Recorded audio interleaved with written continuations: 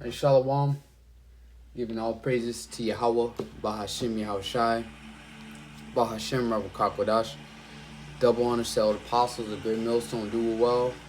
Peace, love, and blessings also to you brothers on highways and byways, giving all diligence, making call and election sure. You brothers that's out there being resilient, all right, fighting, you know, to please Yahweh, Bahashim Yahushai, fighting for salvation, all right, fighting for morality, okay.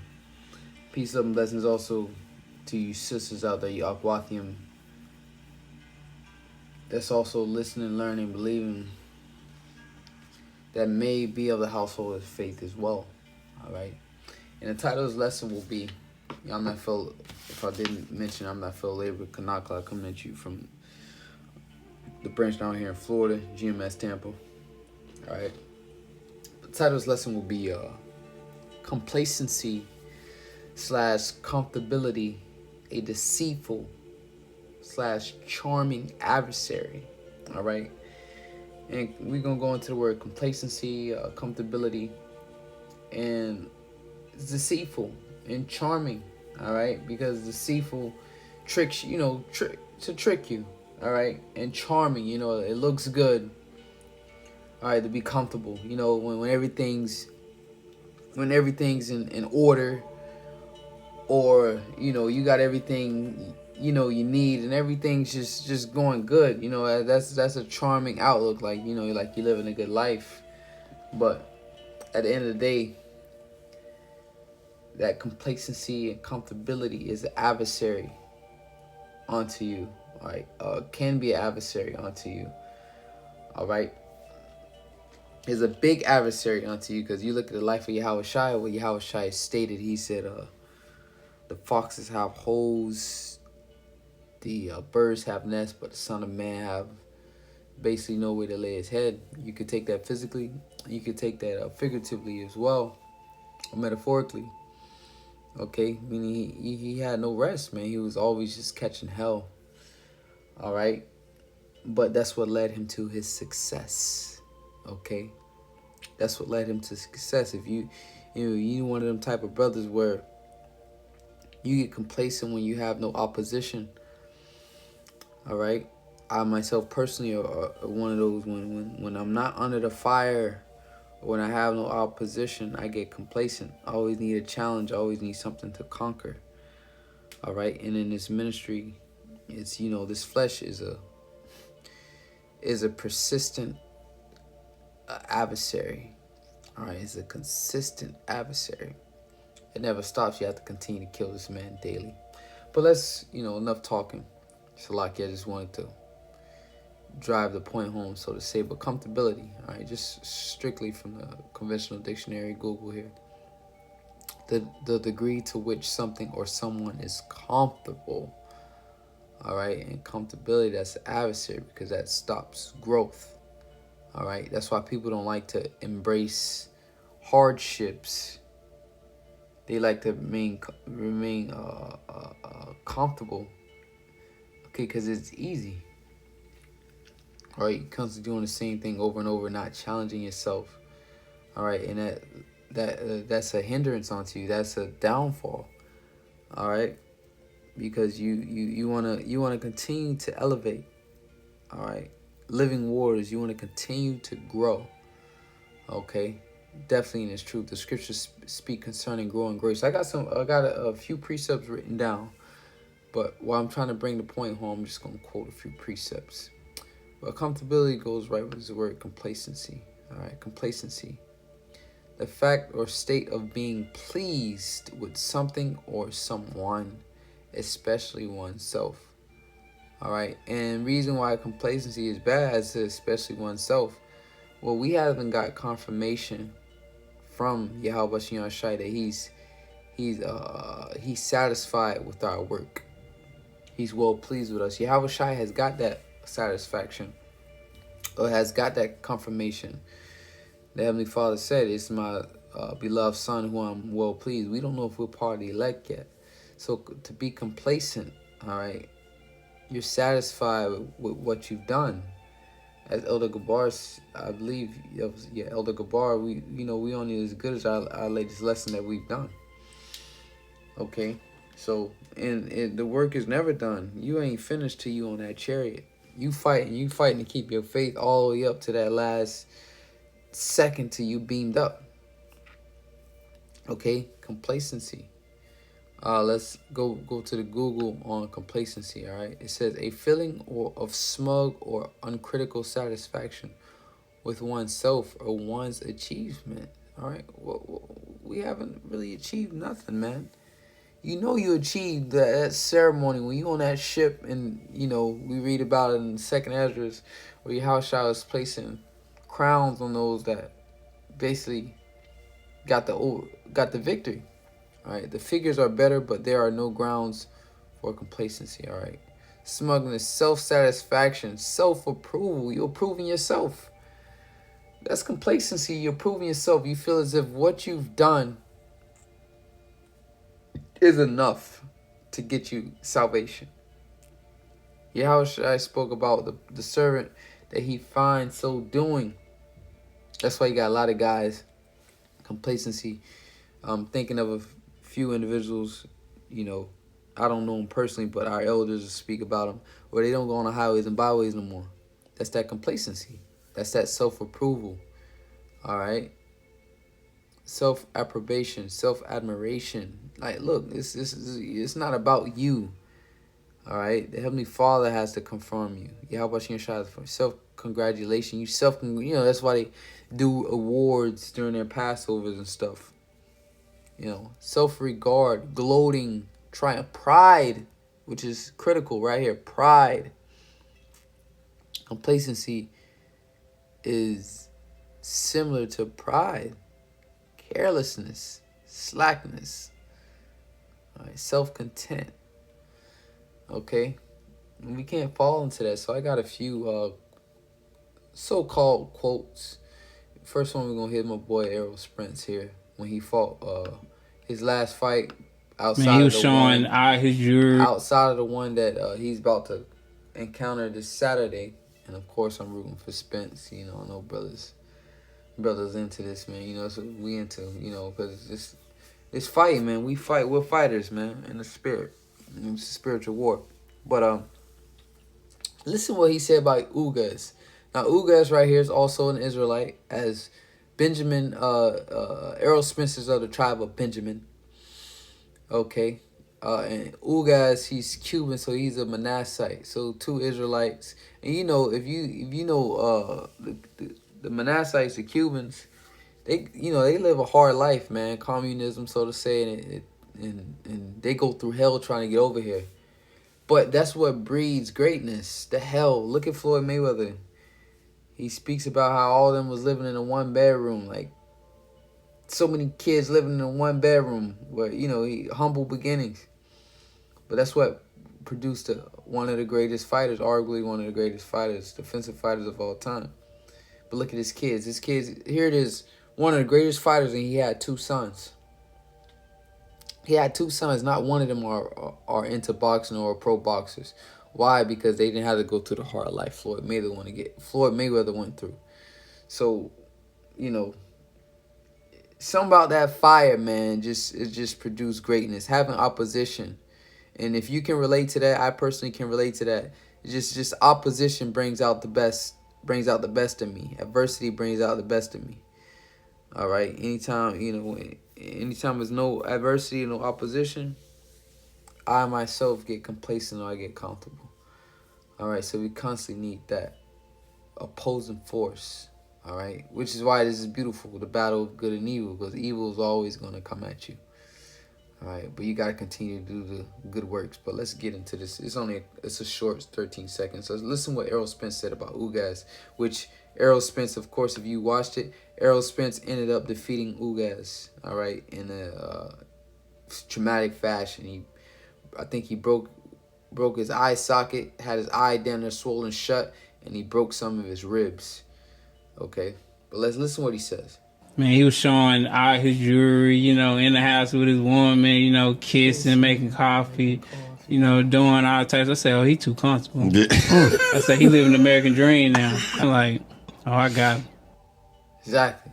Oh, he too comfortable in there with his woman. All right. He too comfortable. What? Comfortability. The degree to which something or someone is comfortable. All right. Going into complacent. What it was, he was the fact being pleased with something or someone, especially he was pleased with himself through his last victory of defeating Manny Pacquiao. So he got real comfortable, like you say, in the house with his woman, kissing. He's like, oh, I got him. You gotta understand, as the title is lesson, complacency, comfortability, a deceitful. So he was deceived. He was deceived, man. Man, he was showing all his jewelry. Ugas was deceived, man. He was deceived. Comfortability, complacency, a deceitful / charming enemy, adversary. So here it is, Errol Spence, they two fighters. Errol Spence being his adversary. Errol Spence was studying this guy. That's what Satan does. The adversary Satan, he studies you. He knows what you like. He knows what you dislike. He knows what sets you off. And this is what, this is a smart fighter. He studies his opponent to defeat them. Learn their weaknesses. We're going to roll this one more time. Man, he was showing all his jewelry, in the house with his woman, kissing, making coffee, So Satan doing the same thing. See you all comfortable, complacent, kissing your woman and all this shit. And what he said? Doing all types. I say, oh, he too comfortable. Yeah. I say, he living the American dream now. I'm like, oh, I got him. I got him. All right, I got him. You don't want Satan to zero in on you like that, man. All right, so it's charming, that lifestyle, like you say, with the jury, with his woman, all that. It's charming. It's charming, but it's deceitful. It's your enemy, man, in this ministry. We ain't in the kingdom yet. Okay, so you want to stay hard, stay wired shut. So let's get into these precepts.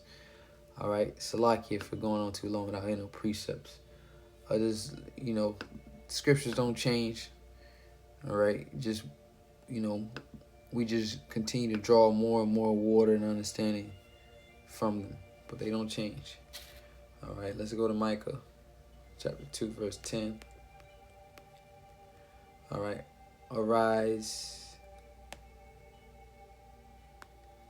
Arise ye and depart, for this is not your rest. This isn't your rest. So this is not time for you to get comfortable or complacent. All right, we're at war, man. It's because it is polluted. It shall destroy you even with a sore destruction. All right, so that comfortability is going to destroy you. That complacency, it's deceitful. It's adversary. It's going to get you killed, man. All right, it's going to get you killed. You're going to lose. You get too comfortable, you're going to lose. The Lord's got to keep us on our toes, man. All right. Ecclesiastes. You're going to get right to the point. Ecclesiastes 7, verse 2. It is better to go to the house of mourning than to the house of feasting. All right, because feasting, you're comfortable. When somebody's hungry or they got to hunt for food, they're not that comfortable. And their mind is thinking. Their mind is stinking. When you don't have a full belly, your mind, you think better. Okay? But when your belly is full, you're not thinking. You're tired, sluggish. Andrew Tate said that. He said, I don't eat. He said basically he don't eat those big full meals. He constantly want to just give his body just enough, so his body's always wanting more, because he says it's better for his brain. He's always thinking. All right, but when he's on a full stomach, he's not thinking. It's better to go to the house of mourning than the house of feasting, for that is the end of all men. All right, too much pleasure, indulging pleasure, as that one quote Elder Tahar expounded on. Something like strong men, like hard times, make strong men. All right, as they say, when it gets tough, the tough gets going. So hard times make strong men make good times make weak men. All right, so feasting and always physically full, all right, it makes you weak. Because if your storehouse is completely full, you're not going out hunting no more, being active, you're comfortable. It says, and the living will lay it to his heart. So you're going to lay it to your heart. All right, you're going to keep that in mind and go into self-examination. Sorrow is better than laughter. Why? For by the sadness of the countenance, the heart is made better. Okay, so that's why the Lord keeps us in these conditions, man. That's why you always catching hell. Okay, the heart, meaning the way you think, all right, is made better. You're not your thinking processes. You focused on a game plan. You're trying to execute the strategy. As far as when you're happy, you lose focus. You're no longer on the mission no more. When you look at all the things King David accomplished, he caught a lot of hell, but look at all he accomplished. He accomplished so much in subduing these nations that his son was able to sit on a throne and have peace for 40 years. All right? And then look at all the psalms he wrote. All the hell he was catching. It made his heart great. He was just seeking out the Yahweh Shai. You see ultimately what happened to King Solomon. And we talk about being in his flesh, because in the kingdom we're going to be perfect. We're going to enjoy pleasures forevermore. You see ultimately what happened to King Solomon. That peace, everything he wanted, from riches to women to wisdom. And at the end, he started going off. He got complacent. But look at King David. King David, the Lord literally kept the kingdom of Judah for the sake of his servant David. All right. Look at all the hell David catching. His heart was perfect towards the Most High. All right. It's because look at what it produced, man. So really, we can't despise the chastening of the Lord, as the scriptures say, man, because it's for our own good, man. Hebrews is not joyous, okay, but look at the fruit it yields, man. Okay, as El Tahar said, we gotta learn to love to catch this hell. Gotta learn to love adversity, love the hardship, man. You gotta love the challenges that Yahweh Shai set forth. He's keeping you alive, man. He's keeping you on your toes. It sucks sometimes, but you gotta learn to let it be. Like basically your meat. You just gotta get accustomed to it, accustomed to eating it. Something's nasty at first when you eat it, but eventually you end up getting used to the taste. So therefore it's not nasty no more. Alright. So we'll close out with this one. 2 Timothy 2 verse 3. And it says, thou therefore endure hardness as a good soldier of Yahweh Shai HaMashiach. Yahweh Shai HaMashiach. Endure hardness. So this is hard. We got to endure this hardness.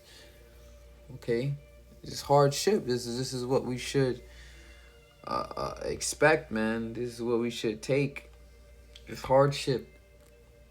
It's a beautiful thing. When you a man of vision, when you can see what the end holds. All right, not just looking at the hell you catching, you gotta look further. All right. Oh man, let me get this last quote. Almost missed out on it. All right. That man. Just a little further.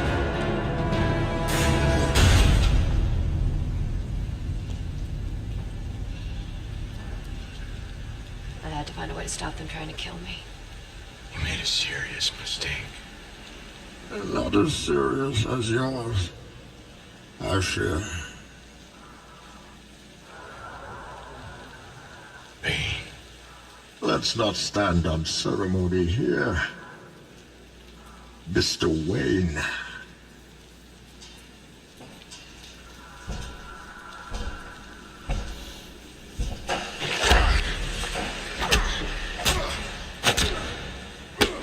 Peace has cost you your strength. Victory has defeated you. Let's run it back. Peace has cost you your strength. Victory has defeated you. He said, peace has cost you your strength. Peace has cost you your strength. So being at peace, right? When you're at peace, you don't have to fight. You don't have to lift up sword. You don't have to work out. You're not being challenged. So peace has cost you your strength because you're no longer exercising that no more. Victory has defeated you. Victory has defeated you. So winning all the time and not losing and being complacent with that, it defeated you. Because you got complacent with just winning. Nobody beating you, so you got comfortable. Okay? That's what happened with you guys. Alright? Hold on one second. That's what happened with Ugas. Let's run that back real quick and we'll close out on the 2 Timothy. Pain. Let's not stand on ceremony here. Mr. Wayne.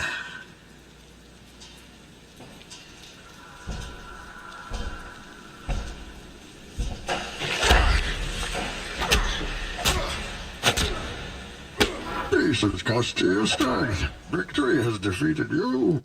Peace has cost you your strength. Victory has defeated you. Then when you run into one of them motherfucking demons and you ain't used to fighting and he overthrow your ass. But here it is, you get mad at the Most High or all the hell you catching. Nah, man, he just keeping you sharp. Because that day is coming. All right, well, Jacob's trouble. All right, the Lord is keeping you sharp.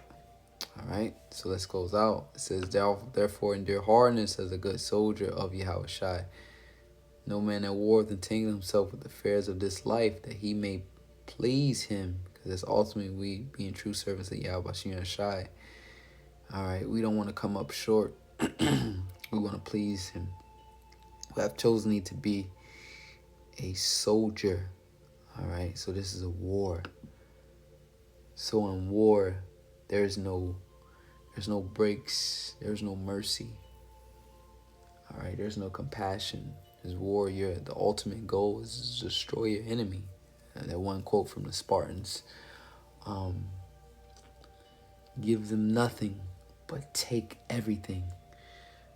All right? But take everything. Let's see if we can get that. Right?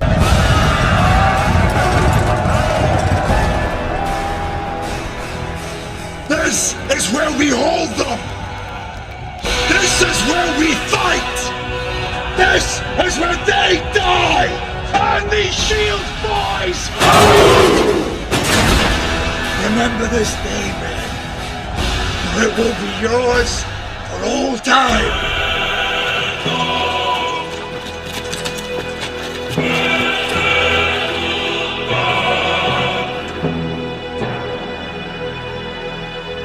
Spartans! Lay down your weapons!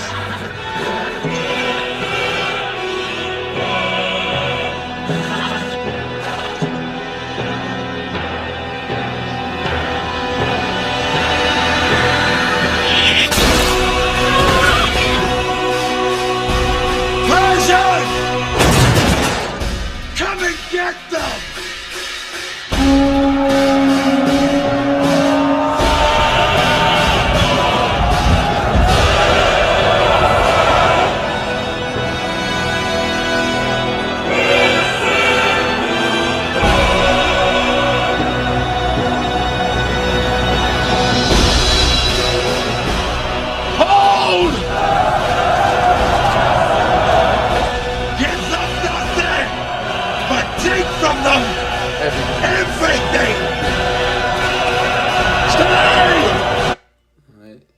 Execute the enemy, man.